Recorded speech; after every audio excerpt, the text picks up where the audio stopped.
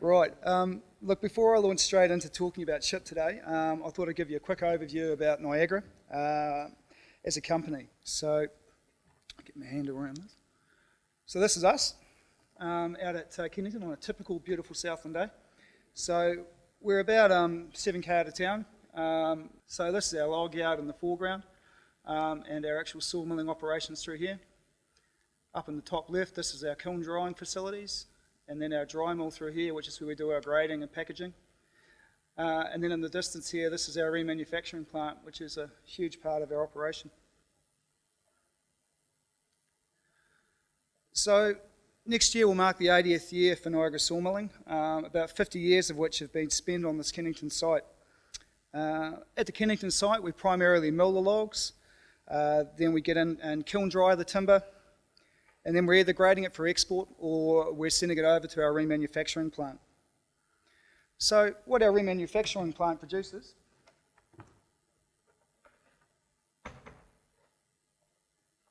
is finger jointed blanks, which are these things. So that's a big part about what we're about. Well, can you just back up and just explain what finger jointed I'll blanks get into that are? detail in a second for you. So where our mill differs a lot from some in the lower South Island, actually I'll just skip forward here. So these are actually our kilns, so I just skipped over them. So this is a continuous kiln, and so it means the timber is basically slowly drawn through it at a very steady, slow pace. And at the top here, that's steam coming out, not smoke, by the way. So, right. So where our mill differs from some of the others in the lower South Island is we're primarily focusing on targeting getting this finger jointed blank material. So these finger jointed blanks are either exported into the markets in the USA and Europe, or we're sending them to our Ashburton, Niagara, where they're further refined into a finished product. So any timber that doesn't meet the grade for remanufacturing, we're either throwing into the likes of our outdoor timber, sold domestically to pellet manufacturers, or it's exported to Asia. So this is our remanufacturing plant here. And as I said, a big part of what we're about is finger jointing. So finger jointing is all about cutting the knotty and high resin parts out of the timber and then gluing it back together using a finger-like joint, thus the name finger jointing. So this clean, knot-free timber is then perfect for things such as window reveals, door jambs, weatherboards, all those sorts of things. So this is an example of what we're cutting out of it. So the dirty stuff like this, full of the knots, high resin, everything else. And this is what we're chucking through a hogger and then turning into wood chip to blend with our green chip to make our ultimate boiler fuel. And this is the finished product. And we're sending those sort of blanks up to our operation in Ashburton. And this is our plant up there, which we've been operating for about eight or 9 years. And so, as I mentioned up there, the primary focus for our Ashburton plant is really about further finishing the product. So we're getting into the end, nice finished product like the fascia, the trim boards, the weatherboards, these sorts of things. Also up there we run our sales and distribution team for all our domestic and Australasian business. And this is the sort of thing we're making up there. So pretty much everything we produce is finishing our operation primed like this. And these are our bevel-back weatherboards, which we then turn into houses like that. Well, we don't, the builders do. So hopefully, if things have gone well, I've also got our window reveals in there as well, which is a huge part of what we do. So as a company, we supply about 90% of the finger-jointed window reveals into the South Island. So if you've got pine finger-jointed window reveals, there's a good chance they've come from us. So producing all this finished product, we actually make a lot of shavings and a lot of sawdust. And so rather than just dumping this waste product, in our Ashburton operation, we've actually invested in a briquette plant. So here's the guys putting them through. Basically, it's just compressed wood shavings and sawdust. And the finished product, which we're then bagging up and selling through service stations, timber merchants, garden centres, all those types of places. So we've partnered with Tui's for the last few years and getting this product to market. So, and they're great stuff. They burn really well, they burn hot, clean, and a lot slower than your typical timber. So it's another great use of a byproduct.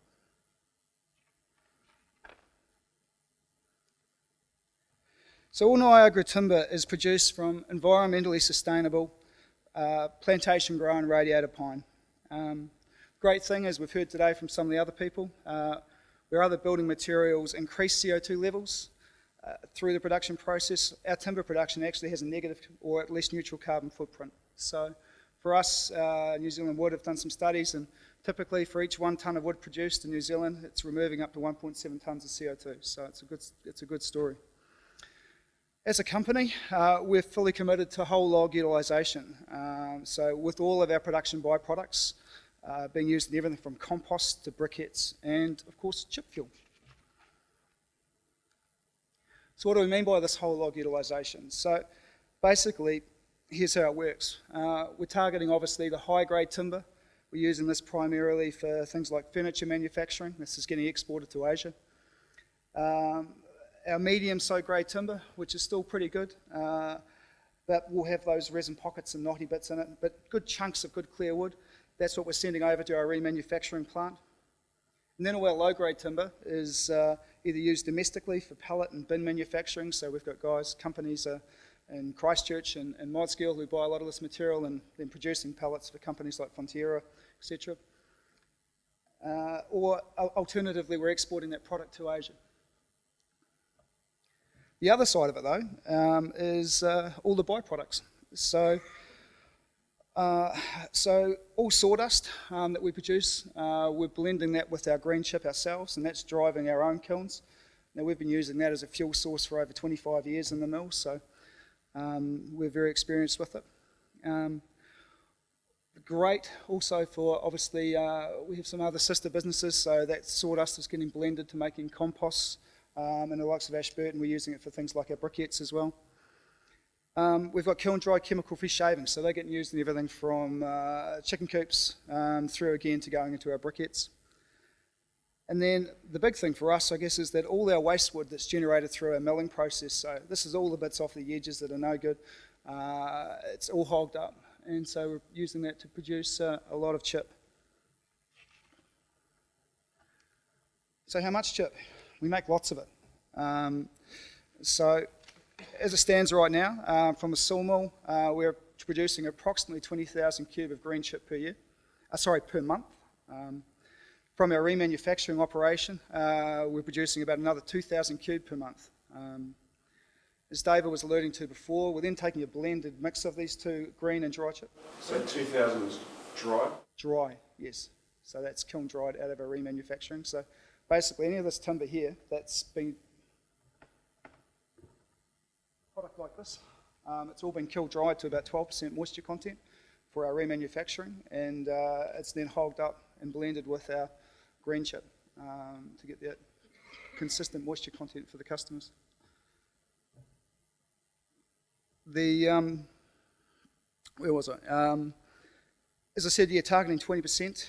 On top of that, we also have a whole log chipping plant that's capable of turning some of the pulp logs and so forth we were hearing about before and thinnings into chips. So at the moment, that's basically on an as-needed basis that we turn that on. So we're producing, as you can see, significant volume just from our standard sawmilling operations. So that's there on the side, ready to go. So that's our whole log chipper and operating in full noise. So as you can see, it fires it out pretty quick. And up in the top left, this is our coming out of our sawmill. So we've got a constant supply of this trickling through like this whenever the mill's running. And over here are some of the silos that we use for storing the dry chip, ready to go for our customer deliveries. So we're fortunate we've got plenty of storage. This is just some of the shed space available, so we are able to keep that covered for our customers. So why choose wood chip? As we've heard already, it's either carbon neutral or can have a negative carbon footprint. Waste disposal issues, like it's producing up to 5% of ash, so it's a great fuel source. As we've also heard, it's a renewable fuel source, and in our case, it's a byproduct from sustainable forestry practices, so it's a good story.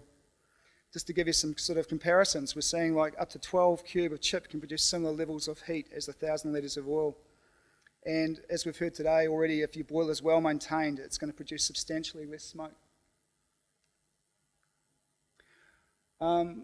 Again, with that clean image thing, wood chip's got a negligible sulphur content, so we're not going to get that sulphur oxide build up in the atmosphere, which we're hearing about from the speaker first thing this morning. And the great news, like if we're actually turning on these things like our pulping operation and what colleagues here in Dunedin were doing, you're actually adding to the health of a forestry by finding a good sustainable use for the low-grade thinnings, the pulp, so it's helping aid that forestry practice. And great thing, unlike fossil fuels, wood chip is not a diminishing fuel source.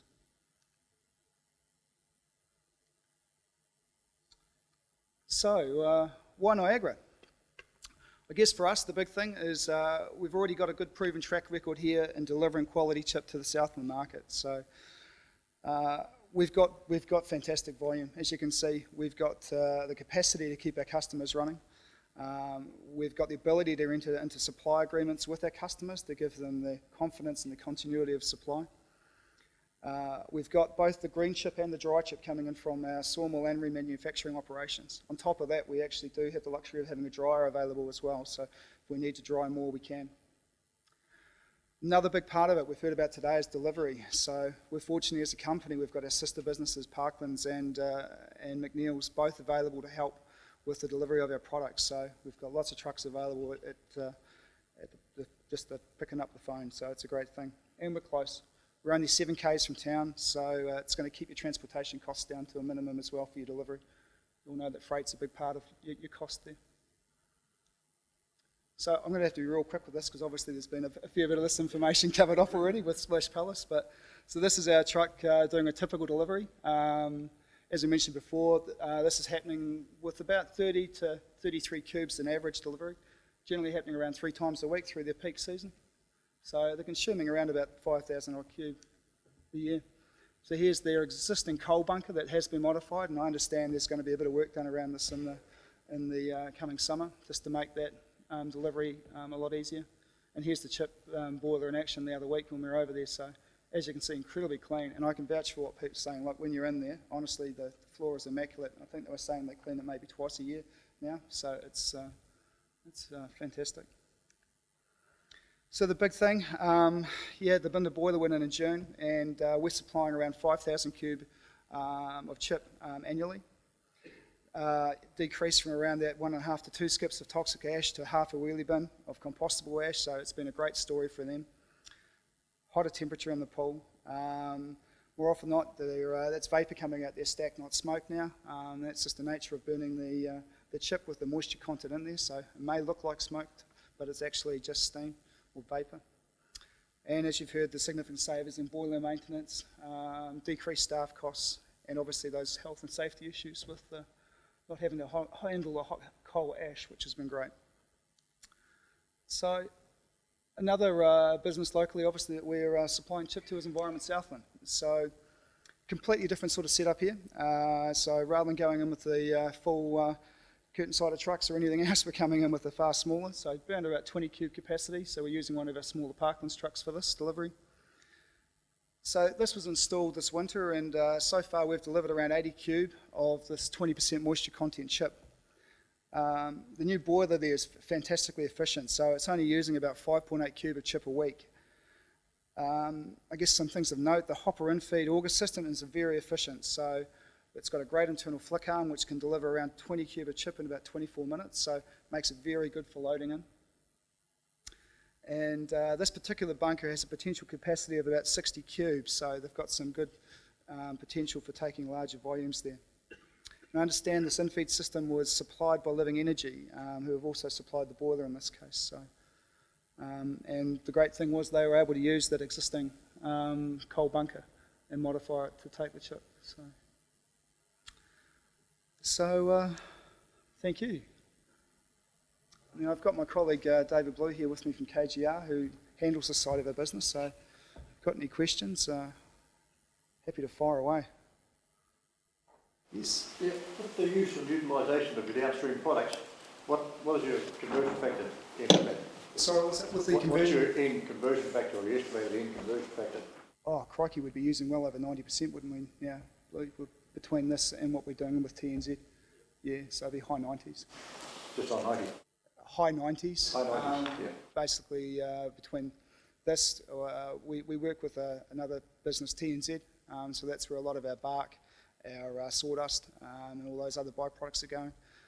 When we're making our blanks here, yeah, it's probably 30% wastage, and that's all going in 100% into here. So really, we're getting through just about everything. So It'll be close to 100. having close to 100, there'd be very little stuff not used and some point. No waste.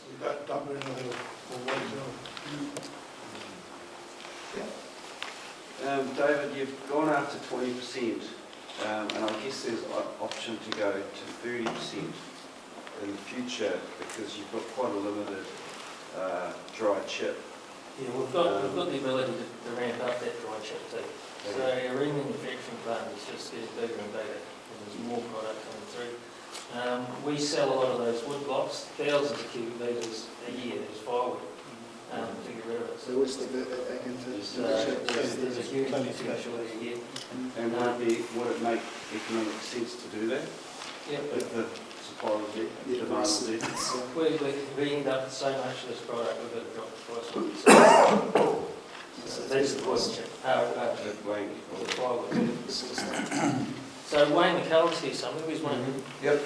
We're supplying into Wayne, and it's just a natural dry chip into Wayne. It's about 12%, so we're not mixing any wheat chip with Wayne, and it seems to run as boiler.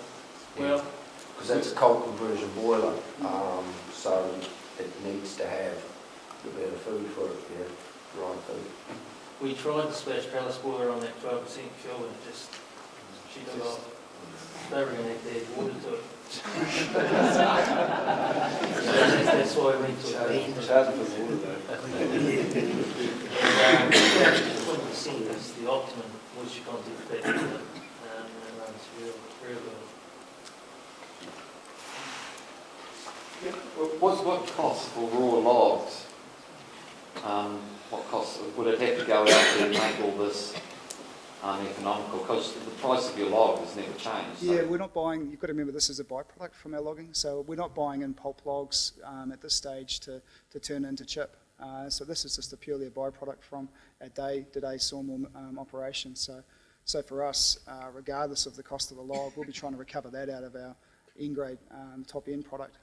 So that log price generally is driving our export market as much as anything, and what we expect to get for our finished product. But so yeah, if we were dependent on buying pulp logs in to convert into chip, yep, sure, we'd be following that price around a bit more. But as I said today, the sort of volumes I've been talking about, that's not even taking into account us using our whole log chip plant at all. This is just a natural byproduct from the day-to-day operations. Just to convert from coal to wood is a significant cost in modifying the bunker or increase in size of the bunker. Is it would cost that much more to have smaller loads, like 10 cubic metre loads delivered rather than sort of 30 cubic? I think the efficiency comes from the volume, doesn't it? It is. I mean, we've delivered to Donovan, and we can only get 8 cube at delivering with that bunker, and we've got to get a truck driver in there to screw it out for the flicker up. So the bigger the bunker, the better. And how we deliver to, like the environment south and Huntley is great. It's the type of bunker we've got there. But obviously, if we tip straight in, and that's what hopefully we'll get the splash palace shortly. We've been talking about it for 2 years now. We should be able to rip straight in there and out. So it's a trade-off.